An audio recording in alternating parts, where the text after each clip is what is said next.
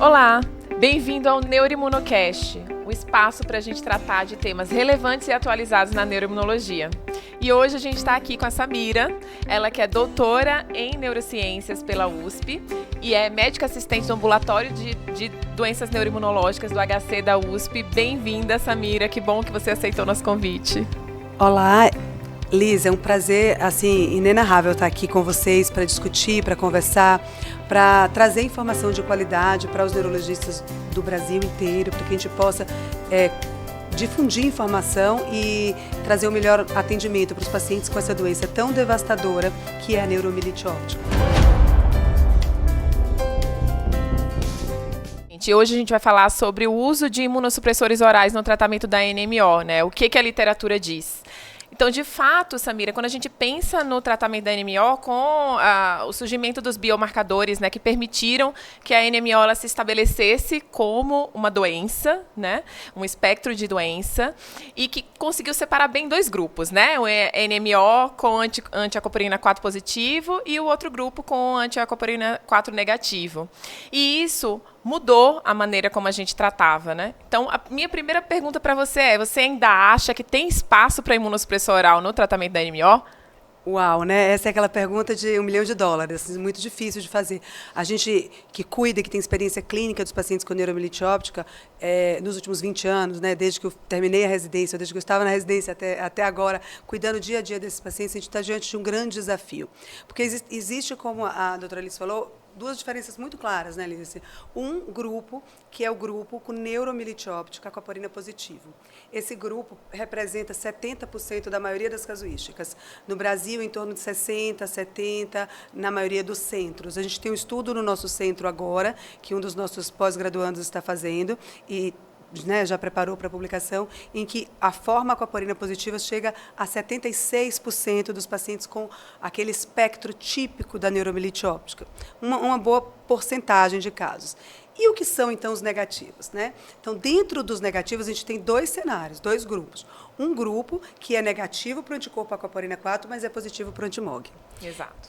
Este grupo, embora desafiador em relação ao tempo de testar, porque principalmente no antimog, no aquaporina também, mas principalmente no antimog, o tempo entre o primeiro surto e o teste é o principal marcador de positividade do teste. Então, a gente tem que testar quando o paciente chegou com o primeiro sintoma neurológico no pronto-socorro. Então, este colega que está atendendo no pronto-socorro é você mesmo, você que está nas trincheiras, atendendo a neurite óptica que chegou no pronto-socorro, a mielite toracolombar que chegou no pronto-socorro, é você que tem que ter a astúcia de falar, não, para esse paciente eu tenho que reservar soro antes de fazer corticoide. Mesmo que você não tenha acesso imediato à testagem, né, Samira? Exatamente. Colhe e armazena. E armazena. Uhum.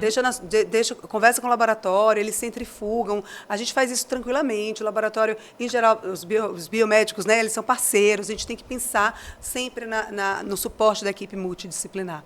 Quando a gente explica, eu já dei aula para os biomédicos do HC para explicar sobre isso, e eles, nossa, entenderam, deixaram uma geladeira específica, centrifugaram, antes da gente ter a disponibilidade do teste. E, de preferência, colhe antes de pulsar, né? É super importante isso. A coleta tem que ser quando o paciente chegou, antes de qualquer tratamento imunossupressor. Então, estrelinha, ponto importante. A lição de casa, assim, olha, chegou o paciente com suspeita de neuromielite óptica ou suspeita de desmielinização atípica ou uma desmielinização que você não tem certeza para onde vai, deixa o soro reservado para coleta de anticorpo, aquaporina 4 e IgG, MOG e IgG. E aí vale um parêntese, né? Aquaporina 4 e IgG pode ser feito pela técnica com ensaio de celular, Cell-Based Ensayo.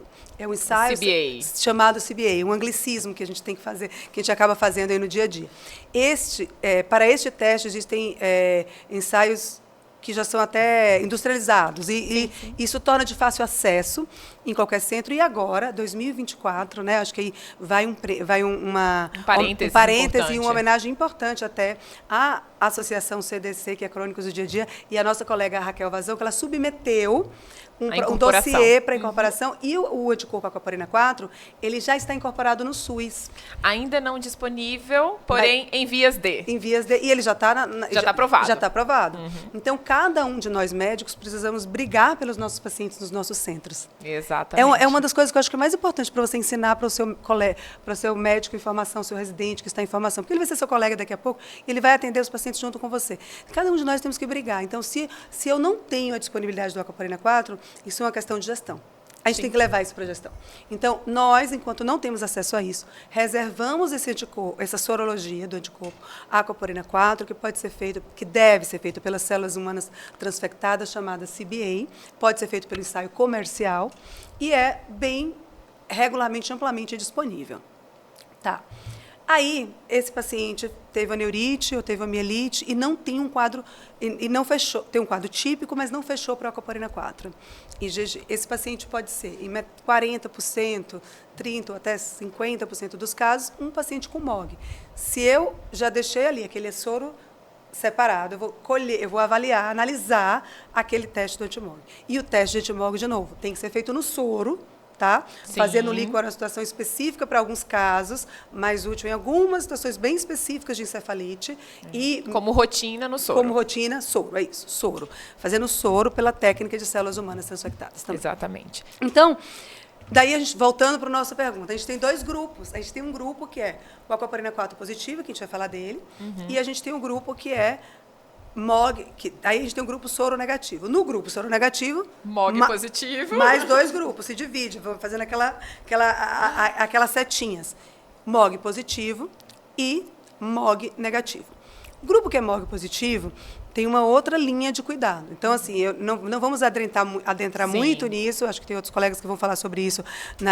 Vai ser tema de algum outro podcast. Eu acho que é uma coisa que é necessária discutir, né? Tem alguns aspectos, nuances, se tira, não tira imunossupressor, se é um MOG positivo recorrente ou monofásico. Temos várias coisas que vão, assim, a seguir cenas do próximo capítulo. Serão discutidas a posteriori. Mas a gente tem o grupo que é duplo soro negativo. Exato. Esse é um grande desafio. Por quê? Vamos lá. Ficou nervosa. Agora, para tudo. Né? Quando a gente analisa as novas tecnologias terapêuticas de anticorpos monoclonais direcionados para a doença neuromielite óptica, Aquaporina 4 positiva, que é, por definição, uma astrocitopatia mediada por anticorpo e também com participação ativa de interleucinas pró-inflamatórias, que agregam, né, e aumentam as células inflamatórias ao redor da lesão, e da via de complemento. Então, a gente tem uma ativação por citotoxicidade mediada por anticorpo e citotoxicidade mediada por complemento, como fisiopatogenia das placas, das lesões, das inflamações necrotizantes que acontecem na neuromielite óptica. Só daí a gente já falou algumas questões que são alvos terapêuticos. Sim. Então, se a gente pensa em mediadas por anticorpos, então eu posso atuar por fazer terapia alvos, né, que atuem linfócito B, né? No linfócito B. Então, e nas células produtoras de anticorpos. E aí existem algumas que atuam nas células produtoras de anticorpos em uma parte da linhagem e toda a sua linhagem. Então, os bloqueadores CD19, como inebilizumab, ou CD20, como rituximab, são terapias que são provadas eficazes para essa doença. Uma está na bula, uma está aprovada on-label, a outra não está aprovada on-label, mas a gente sabe que é eficaz por estudo e ensaio clínico randomizado. Sim. Bom, a gente também tem terapias que bloqueiam as vias da interleucina 6, principalmente, as vias da interleucina 6. E aí a gente tem estudos com tocilizumab, antigos, e temos estudos bem robustos com satralizumab, que tem uma posologia melhor, que tem uma eficácia melhor, e tem estudos bem comprovados, inclusive com eficácia em criança. Sim. E aí a gente tem o bloqueio da via do complemento, que aí temos o eculizumab ou o ravulizumab com uma eficácia esplêndida para tratar a doença. E o que vem disso? Se eu tenho terapias eficazes num paciente que abre agora uma atividade de doença, esse paciente tem que ser tratado com essa terapia. Então, anticorpo positivo fica fácil. Está definido. E aí vem a questão que muitos colegas fazem, mas eu não tenho acesso. A gente, como médico, a gente também tem que aprender uma coisa. A gente tem que lutar pelos nossos pacientes, mas a gente tem que colocar a rede lutando. É isso. Então, eu não tenho acesso, o paciente não tem acesso, é uma questão da gestão. A gente também tem que estar próximo da gestão dos nossos centros, né?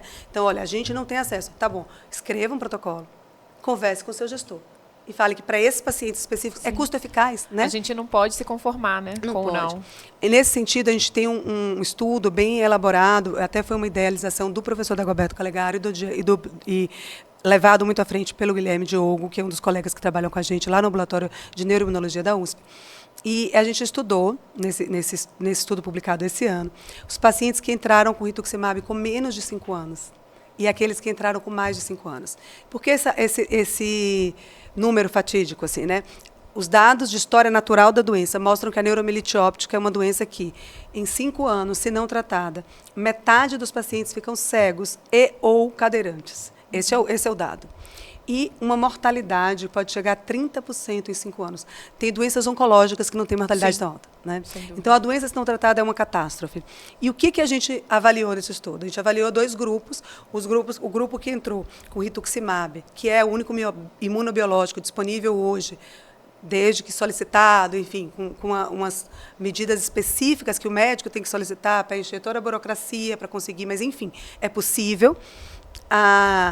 Um grupo que começou com rituximab com menos de 5 anos e um grupo que começou com rituximab com mais de 5 anos. O grupo que começou com rituximab com menos de 5 anos tinha um grau de incapacidade muito menor.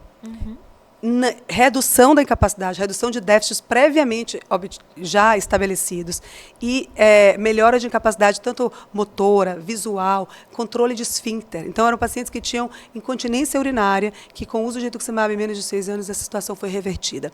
Isso impacta muito, porque um jovem de 40, 50 anos com incontinência urinária, que trabalhava, sei lá, no setor público, eu trabalhava atendendo a público. Como essa pessoa vai conseguir trabalhar? Né? Então, a doença tem um custo elevadíssimo a nível pessoal e social. Sem dúvida. E familiar também, de forma muito importante. Mas, se a gente consegue entrar com terapia biológica eficaz nos primeiros 5 anos, a gente pode mudar a história natural da doença. Excelente. E aí, assim, aí deu pra gente entender bem, segunda estrelinha aí, né? Anti-aquaporina 4 positivo é igual ao monoclonal. Monoclonal. E É monobiológico. Imunobiológico. A gente tem opções, mas aí você pode avaliar. Então, é bom a gente tentar... Dependendo do perfil do paciente. Exato. Então, é um paciente que tem miastenia graves associada. A gente tem estudo com bloqueador de via de complemento, como ravulizumab, e tem estudos com inebilizumab nessa população. Sim. Se é um paciente que tem artrite reumatoide ou se tem outra doença reumatológica associada, provavelmente esse paciente pode ir melhor com um bloqueio de interleucina 6, como o satralizumab. Então, a gente pode pensar, avaliar e definir qual a linha de tratamento. Mas, anticorpo positivo não tem uma evidência hoje para você manter, para você usar, começar imunossupressor oral. Então, quem você não pode usar imunossupressor oral? Assim, em paciente que abriu o primeiro surto com aquaporina 4 definida positiva. Excelente. E aí eu vou te dar uma informação a mais. Quando a gente analisa os trials clínicos, todos eles incluíram, principalmente os pacientes com doença ativa. Então, é aqueles pacientes que tiveram pelo menos um surto nos últimos 12 meses. Ok. Então, se é um paciente que tem um surto nos últimos 12 meses, esse paciente tem classe 1 de evidência para usar com imunobiológico. Então, é má prática, acho que de novo, é má prática usar imunossupressor oral. Num paciente que usa... Aí vamos para o tema espinhoso. Eu estou tentando fugir, você está vendo, né? Vamos para o lado espinhoso da coisa. Então, aí a gente está diante do outro paciente, que é o duplo soronegativo. O duplo soronegativo, existem 2 caminhos aí. Aquele que ele é recentemente diagnosticado, e o outro que já estava em tratamento com imunossupressor oral antes do advento das novas terapias. Vamos te jogar no fogo. Amiga, e a gente é amiga, tá? Eu quero deixar bem claro, a gente é amiga. Bom, é difícil, né? Aí a gente está com um grupo que duplo soronegativo, teve um surto recente, e a gente não sabe para que lado esse paciente vai. Porque não fechou ainda nenhum dos diagnósticos. A primeira coisa que a gente faz com esse paciente, sabe o que é? Repete o anticorpo. Sim. Isso é muito importante, porque saiu um estudo recente... Repete em quanto tempo, Samira? O anticorpo aquaporina 4, se o paciente fez a pulsoterapia, fez a plasmaférese, você espera em torno de 1 a 3 meses e repete. Exatamente. Repete. Então, 3 meses, em média, é um bom tempo. Se você tirou corticoide até antes, você pode repetir, mas em torno de 3 meses você pode repetir, no máximo 6 meses, e você vai definir direitinho a via que você vai fazer, como você vai seguir esse paciente. Então, essa é uma questão. Reveja o seu diagnóstico diferencial. Porque estamos falando também, só para deixar bem claro para todos que estão nos ouvindo, a gente está falando daquele paciente que abriu uma neuromielite óptica e que fecha os critérios de IPND. Sim. 2015, que ainda é o que a gente tem, logo, logo sairá outro. Então, ele tem que ter uma neurite ou uma mielite, ele tem que ter 2 das 6 síndromes, né? Então, a neurite tem que ter características radiológicas específicas, que pegue mais de 50% Isso, quando ele é negativo. Do nervo óptico. Ele tem que ter uma mielite que pegue mais de 3 corpos vertebral, ele tem que ter distensão, ele tem que ter uma síndrome de área postrema com uma lesão específica, ele pode ter lesões encefálicas, pode ter lesões cerebrais, mas ele tem que ter pelo menos uma dessas 3 síndromes que seja neurite, mielite, e área postrema. Além de ter 2 síndromes, uma delas tem que ser uma das 3 clássicas. Tem que ser das 3 clássicas. Então, às vezes acontece dos pacientes terem os 2 ao mesmo tempo e é duplo soronegativo, e o que a gente vai fazer? Né? Então, eu fechei critérios de PND, esse paciente tem neuromielite óptica, eu tenho que tratar. A gente não tem, esse paciente é órfão de doença, de tratamento, desculpa. Esse paciente tem uma doença crônica e é órfão de tratamento. A gente não tem uma evidência científica classe 1 robusta para tratar esse paciente. Alguns dos pacientes duplos soronegativos foram incluídos no estudo do RI1, mas eles tinham antes, o RI1 é o estudo que avaliou o rituximab, né? E eles tinham antes, em algum momento, uma aquaporina positiva. E aí eles negativaram na hora da entrada no trial, então eles eram positivos. Eles eram positivos. A mesma coisa, alguns no grupo do inebilizumab, eles estão sendo reavaliados ainda, mas ainda assim a eficácia não foi suficiente para atingir significância estatística. Então, para esse grupo, quando a gente olha, eles foram incluídos naqueles estudos de vida real. Quais são os estudos de vida real? Estudos de série de casos de uso de azatioprina, micofenolato, rituximab. Em estudos de vida real, essas medicações foram testadas nessa população. E temos uma eficácia ali de 50% a 60% para esses orais, e temos uma eficácia ali de 70%, 80% para o rituximab. E aí vem outra evidência. Assim, quando a gente busca isso, a gente está trabalhando com esses dados também dos duplos soronegativos, e é provável, também estou dando spoiler aqui, mas é provável que, quando a gente olha os dados estatísticos, os pacientes fecham IPND, que são duplos soronegativos, também vão melhor com o rituximab do que com os orais. E em meta-análise a gente vê isso, né? Os resultados de imunossupressor oral comparado com o rituximab vai melhor. Vai melhor de forma significativa. Então, se eu tiver acesso ao rituximab, veja bem, eu tenho que dar rituximab, porque eu já tenho dados de literatura para ele. É classe 1 de evidência, eu tenho um trial, não, eu já estou liberado para submeter. Uau! Eu estou liberado para submeter, enfim, para mudança de bula nesse paciente duplo soronegativo? Não. Mas a gente tem evidência robusta para isso, inclusive com meta-análise. Então, sim, se tiver acesso, o ideal é entrar com rituximab. Correto. Bloqueador de células B. Se eu não tenho acesso, qual a outra opção? Tocilizumab. Nos ensaios de tocilizumab, nos estudos de tocilizumab, foram incluídos pacientes também soronegativos. Então, se eu não tiver acesso ao rituximab, ou se tiver alguma contraindicação, o paciente não tolerou, eu também posso usar o tocilizumab. Então, eu acho que esses... regra geral. Isso aqui não. Então, regra geral. Acho que a gente vai... Teve um barulho aqui, mas vamos lá. Regra geral. Para pacientes que têm neuromielite óptica, de acordo com os critérios internacionais, de critérios diagnósticos IPND 2015, que são duplos soronegativos, esses pacientes têm evidência robusta de que o uso precoce de rituximab ou tocilizumab, ou dos imunossupressores, são superiores aos imunossupressores orais. Exato. Tá? Então, continuamos na frente. Rituximab, tocilizumab ali, um pouco mais, no caso de contraindicação, mas ainda com um melhor resultado do que imunossupressor oral. Exatamente. Então, existe até um gradiente, né? Ritux, tosse, entre os imunossupressores, micofenolato e, por fim, a azatioprina. Mas, ainda assim, a indicação é imunobiológico.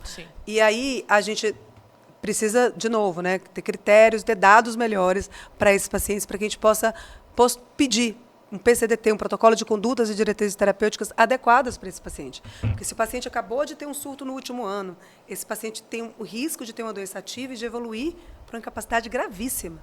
Então, este paciente precisa de imunobiológico. Porque é isso que pode mudar a história natural de uma doença tão devastadora como essa. Só um detalhe que, assim, não existe neuromielite ótica benigna, né? Isso não existe. Isso é lenda urbana. Não existe. Não existe, né? Agora, não existe benigna na evolução a longo prazo. Todos os estudos, até de estudos, né, mas agora, depois da era imunobiológica, a gente tem visto estudos que aquela mortalidade que citamos lá de 30% em 5 anos, ao cabo de 10, 12 anos, está ficando em torno de 10%, de 5%. É alta, né, minha gente? Estou falando de uma pessoa de 40 anos Sem dúvida. Que tem uma mortalidade de 10% em 5 anos. Em 10 anos, desculpa, em 10 anos. Ainda é muito alta.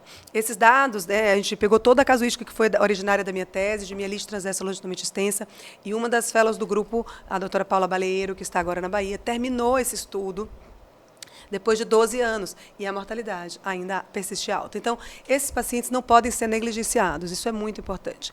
E aí vem uma coisa que é relevante a gente citar aqui quando a gente fala de neuromielite óptica. Neuromielite óptica é uma doença que, diferente da esclerose múltipla, acomete pessoas pretas, pardas e asiáticas, amarelas, muito mais do que a população branca caucasante. No Brasil, por um viés histórico que todos nós sabemos, isso representa a população menos favorecida. Sim, temos determinantes sociais importantes aí. E esses determinantes sociais têm que ser muito bem cuidados pela classe médica. A gente tem que olhar para isso e atuar adiante desses pacientes para que eles possam receber os melhores tratamentos possíveis. Então, eu vejo muita felicidade o interesse dos novos residentes, dos novos fellows nesta área e o entendimento desses determinantes sociais de saúde. Eu vejo isso na ciência como uma coisa muito boa, que hoje a gente tem entendido muito mais, que muitas vezes esse paciente, se ele tem também mau controle de outros aspectos da vida, então ele tem hipertensão, diabetes, ele não tem acesso à alimentação saudável, ele pega 2 horas de transporte para ir e voltar, não faz atividade física, ele tem obesidade. Esse paciente tem vários fatores inflamatórios também. E que a gente também precisa falar disso como neurologista, com a área de atuação em neuroimunologia, que estuda neuroimunologia, a gente precisa entender o que é também esse fenômeno inflamatório que esses pacientes têm. Exato. A gente vai ter um outro podcast que vai falar sobre mudança de estilo de vida, senão a gente vai dar spoiler. Vários spoilers aqui. E aí, então, a gente vai para esse outro grupo, que já estava em uso de imunossupressor oral. Então, estou aí há 8 anos, 10 anos usando imunossupressor oral, e agora? Mudo, não mudo? O que eu faço? Esse é um grande desafio, né? É um grande desafio. Então, daí tem 2 grupos de novo. O grupo que é a aquaparina negativa. Sim. E aí? Se ele foi monofásico naquela primeira apresentação, e ele está há 5 anos com imunossupressor oral, o que você faz? Repete anticorpo? Pode ser? Sim, continua negativo. Repete MOG? Continua negativo. E aí, o que você faz, então? Você está diante de um grande desafio, a gente não sabe. Sim. Daí, tem uma resposta muito simples, né? Uma das pesquisas do nosso grupo, da Renata Paulillo, identificou, junto com a Carolina, a neuroradiologista Carolina, mostrou que em torno de 12% a 15% dos casos, esses pacientes podem ter lesões assintomáticas na ressonância. E isso é importante falar, porque muita gente fala assim, não, para a neuromielite óptica, não existe progressão independente de surto, como existe para a esclerose múltipla. Não existe esse conceito de que as lesões vão acontecendo. E, então, eu vou corrigir, isso não existia. Porque em 10, 12% dos casos, até 15%, esses pacientes podem ter lesões novas na ressonância. Então, acho que monitorar a imagem é um outro papel.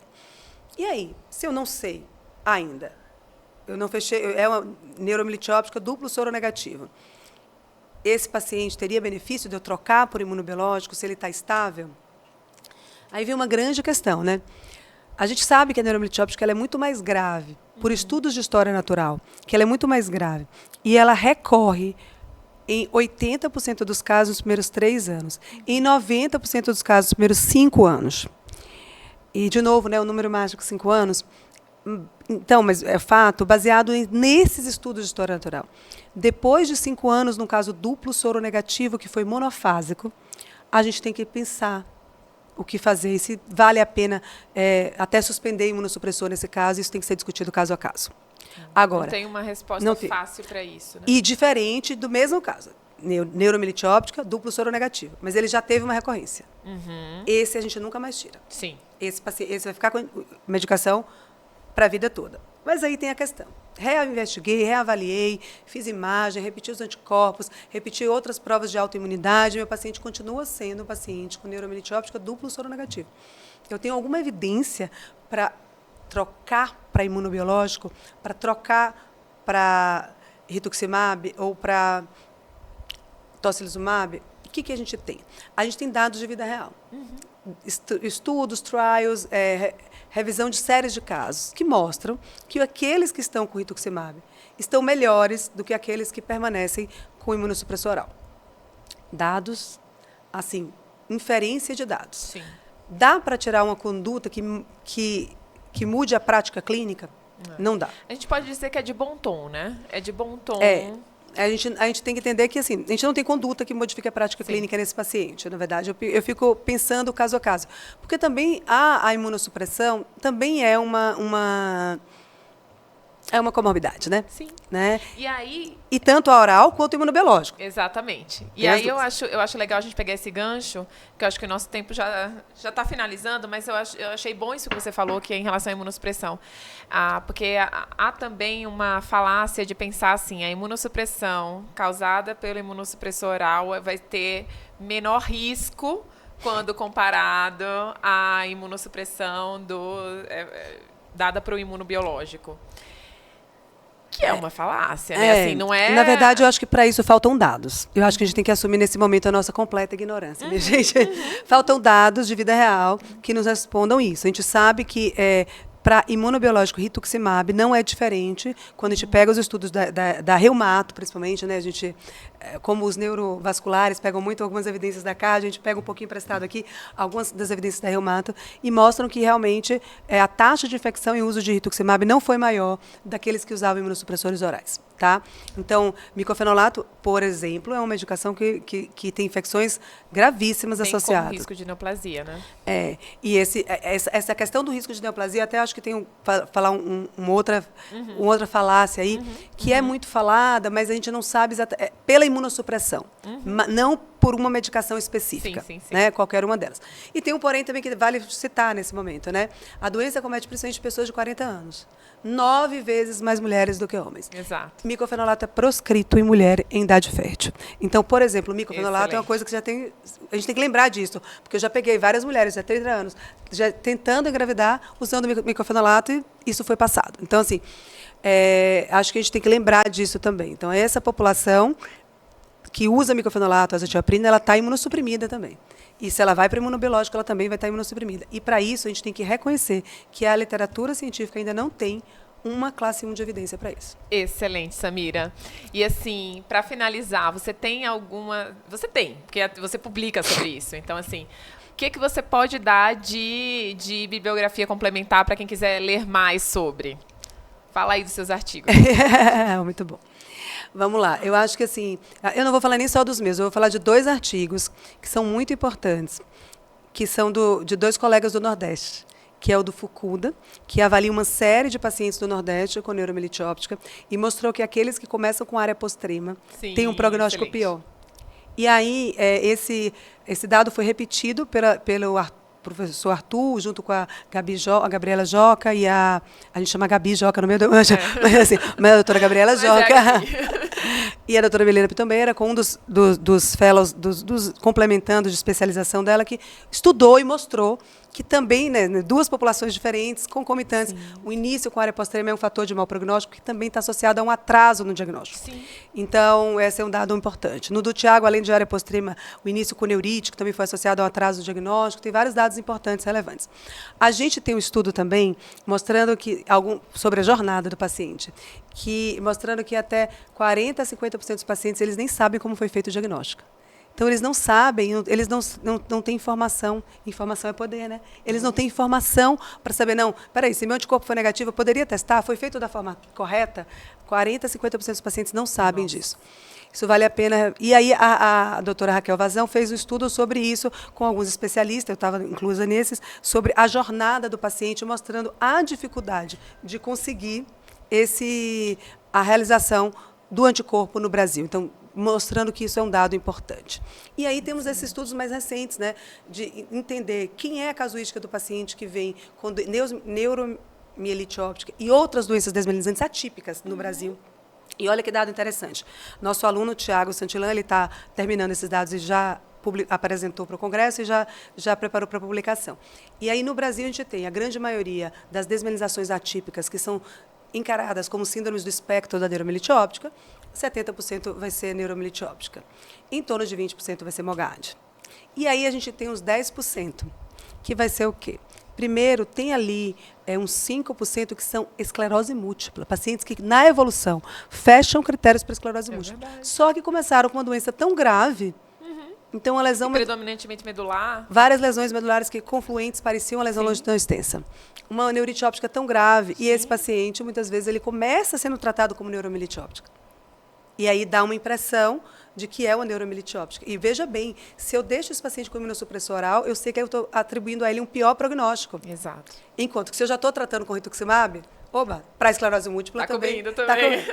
E para lembrar também, a gente recentemente, nosso time do Hospital das Clínicas, muito motivado pelo professor Luiz Henrique, que é o titular, a gente reviu os dados de rituximab como uma solução para resolver a questão de custo de tratamento da esclerose múltipla também. Isso é um spoiler para outras, que vale um outro podcast, mas é para tentar discutir isso, quais são as medicações custo-eficazes para a nossa população.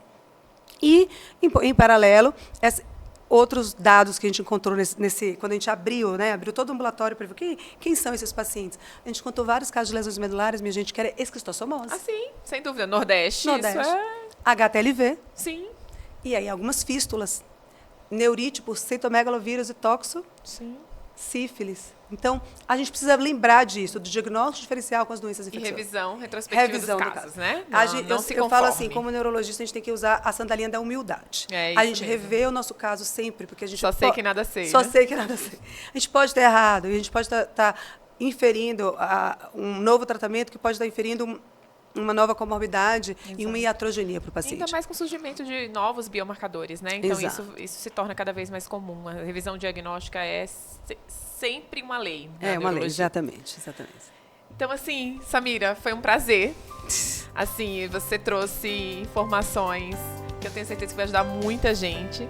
Agradeço de verdade e convido vocês a permanecerem conectados no Neuroimunocast, que a gente vai trazer sempre assuntos aí que estão em voga, com atualidades e informações aí importantes e novas. Muito obrigada, foi um prazer participar com vocês. Obrigada.